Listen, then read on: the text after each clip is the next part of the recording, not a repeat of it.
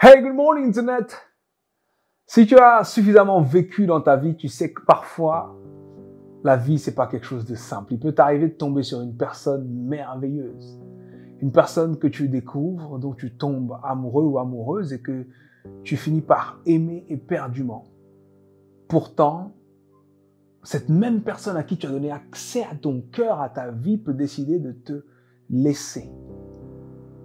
Et là, tu vis une expérience complètement différente. Tu vis une expérience de douleur émotionnelle, mentale. Tu vis des moments où tu te lèves et tu dis, mais purée, comment je vais sortir de là? Ton cœur, c'est comme si ton cœur brûle. Et je me suis dit que il faut que je fasse une vidéo. Il faut que je puisse donner des conseils à ceux qui vivent ça.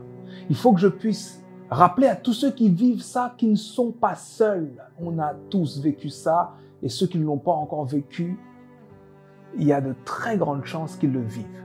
En tout cas, j'ai 5 conseils à donner aujourd'hui pour réussir à passer à autre chose, pour réussir à guérir d'une relation.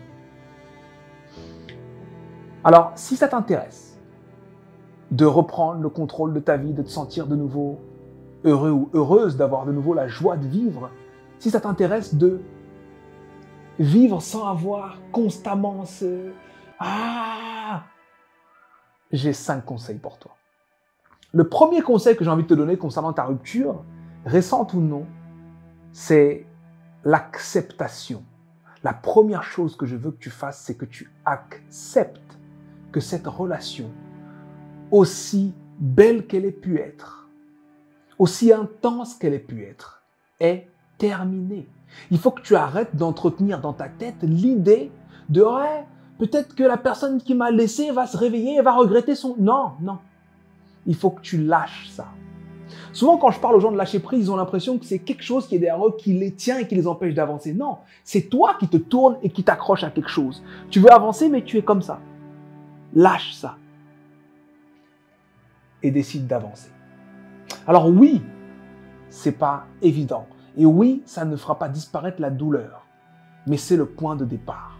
Quand tu es blessé, tu dois d'abord reconnaître que tu as une blessure pour pouvoir soigner cette blessure.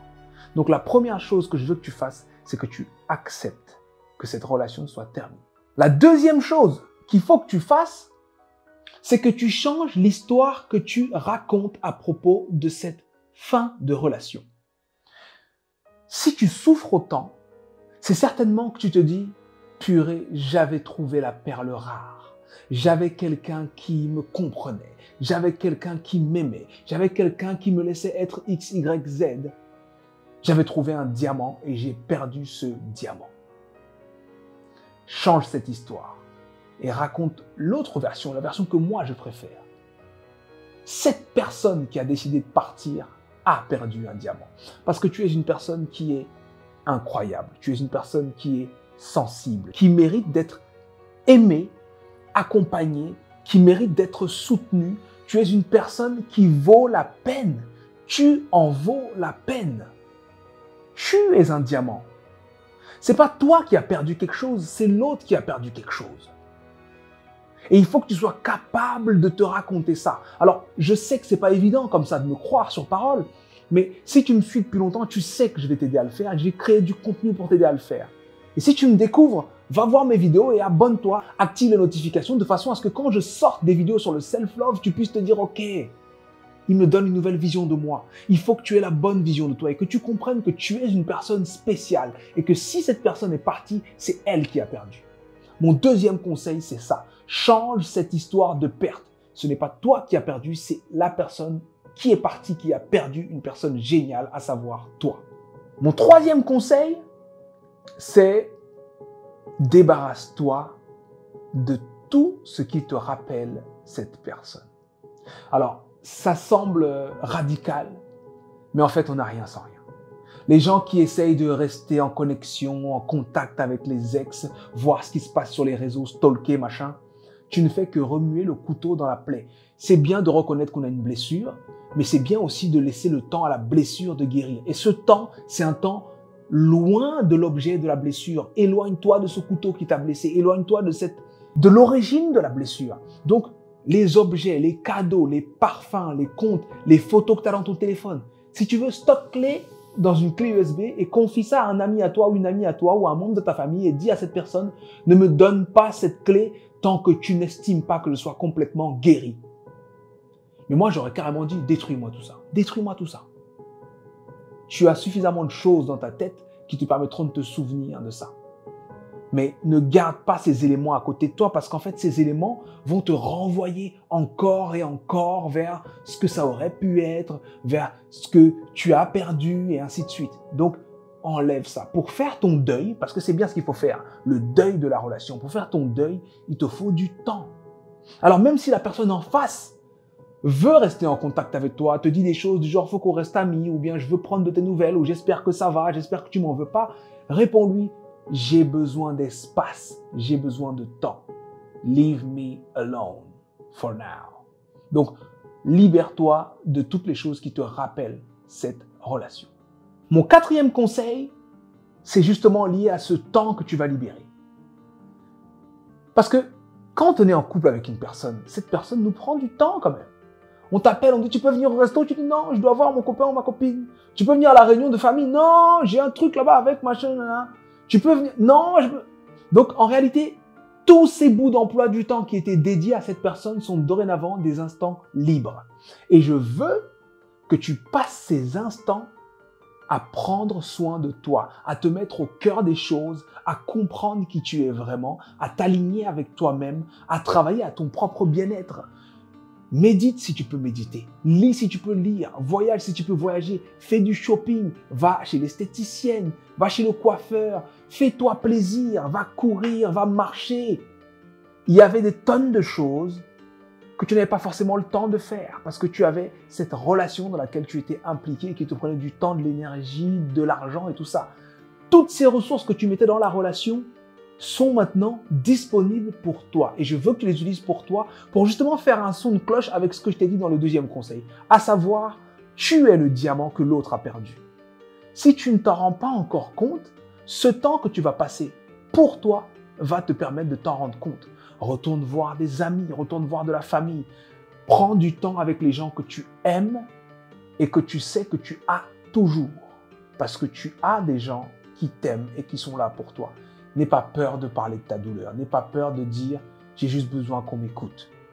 La psychologie dit carrément que quand on parle, c'est-à-dire quand on verbalise, qu'on met des mots sur une douleur, on diminue l'intensité de cette douleur. Alors prends ce temps. Famille, amis, temps pour toi, relaxation, plaisir, resto, commande, Netflix, kiffe un peu ta vie, sois un peu égoïste, prends soin de toi. D'accord? Ça, c'est le quatrième conseil. Et le cinquième conseil, c'est un conseil que tu vas adorer parce qu'il est hyper pratique. Je veux que tu prennes une feuille. D'accord? Tu prends une feuille et sur cette feuille-là, tu écris tout ce que tu n'aimais pas dans cette relation qui vient de se terminer. Tout ce que tu n'aimais pas chez cette personne. Parce que oui, il y avait des choses que tu n'aimais pas. Il y avait des choses qui vous rendaient différents l'un de l'autre. Il y avait des choses qui créaient de la tension entre vous. Et ces choses-là auraient continué à être là et auraient continué à rendre difficile votre relation. Donc, ce que je veux que tu saisisses, c'est que cette séparation a du bon parce que ces choses qui étaient mauvaises pour toi ne sont plus là. Donc, prends une feuille et écris-moi toutes ces choses. Les défauts que tu n'aimes pas, le mental, les différences, la culture, la religion, bref, toutes les choses qui vous rendaient différentes, eh ben, note-les, histoire que tu puisses avoir ton focus dessus et te rendre compte que bon, il n'y avait pas que du bon en fait. Je suis en train de me focaliser sur ça comme si c'était idéal, mais c'était pas si idéal que ça. D'accord? Et je veux que tu comprennes une chose. Ça, c'est quelque chose que j'avais dit il n'y a pas si longtemps que ça. Quand on lit un bon livre et qu'on arrive à la fin du livre, on n'est pas censé être triste que ce soit la fin du livre. On est censé être content d'avoir lu un bon livre. Alors, ne t'en veux pas de toujours ressentir des choses pour cette personne. Ne t'en veux pas de toujours aimer cette personne. Ne t'en veux pas d'être nostalgique des bons moments que vous avez eus. Souris et sois reconnaissante ou reconnaissant parce que tu as eu cette relation, parce que tu as découvert l'amour. Tu t'es découvert aimer une personne à ce point. Si ça fait si mal, c'est parce que tu as réellement aimé. Et ça, c'est beau. Et ça te permet de t'apprendre à toi-même qui tu es. Et je vais te dire une chose. Avant que tu rentres dans cette relation, tu ne te doutais pas que tu pouvais vivre une chose avec autant d'intensité. Tu ne te doutais pas que tu pouvais aimer quelqu'un comme ça. Pourtant, tu l'as fait. Avant que tu rencontres cette personne, tu ne pensais pas qu'il y avait sur Terre une personne qui a eu autant d'importance pour toi. Pourtant, elle l'a eu. Et donc, je veux te dire maintenant que, à cet instant-ci, il faut que tu saches que dans l'avenir, il y a quelqu'un de mieux pour toi. Il y a quelqu'un de mieux pour toi. Et pour que cette personne puisse prendre plaisir à être avec toi, à écrire avec toi une histoire qui ne se terminera pas, il faut que toi, tu puisses prendre toutes les leçons qu'il y a à apprendre de ce que tu viens de vivre. Il faut que tu puisses réaliser les fois où tu t'es perdu pour que l'autre soit bien. Il faut que tu puisses réaliser toutes les fois où tu t'es désaligné avec toi-même juste parce que tu avais peur de perdre cette personne. Maintenant, tu sais ce que tu veux dans une relation. Maintenant, tu sais comment tu dois être dans une relation. Et ça sert à ça. Très souvent, les gens confondent les leçons de la vie avec des âmes sœurs. Il y a des gens qui viennent dans ta vie et que tu vas profondément aimer, mais ils ne seront pas ton âme sœur, ces gens. Ils sont là pour t'apprendre des choses sur toi. Alors, saisis que même si tu as l'impression que tout s'arrête, en réalité, rien n'est terminé. Tu as appris une belle leçon et je veux que tu relèves la tête. Je veux que tu regardes le diamant que tu es, la personne incroyable que tu es, et que tu t'autorises à briller, à sourire, à être heureux, heureuse, à être épanoui. Et que tu t'autorises à vouloir une personne mieux que celle que tu viens de perdre. Parce que c'est ce que tu mérites. Voilà mes 5 conseils, mes amis, pour se remettre d'une rupture. J'espère que vous les appliquerez. Parce que tant que vous ne les appliquerez pas, c'est que vous êtes encore comme ça. Il faut lâcher prise. C'est arrivé. C'est arrivé. C'était bien cette relation, mais c'est fini. Maintenant, on se reconstruit, on guérit et on accueille les prochaines merveilleuses choses qui sont prévues pour nous dans cette vie. Alors, un peu plus tôt, je t'ai parlé de la métaphore du bouquin. On se réjouit quand on lit un bon bouquin.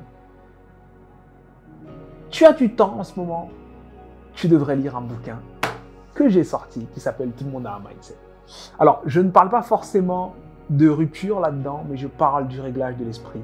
Et le réglage d'une personne qui guérit d'une rupture est très différent d'une personne qui se lamente et qui s'imagine coincée.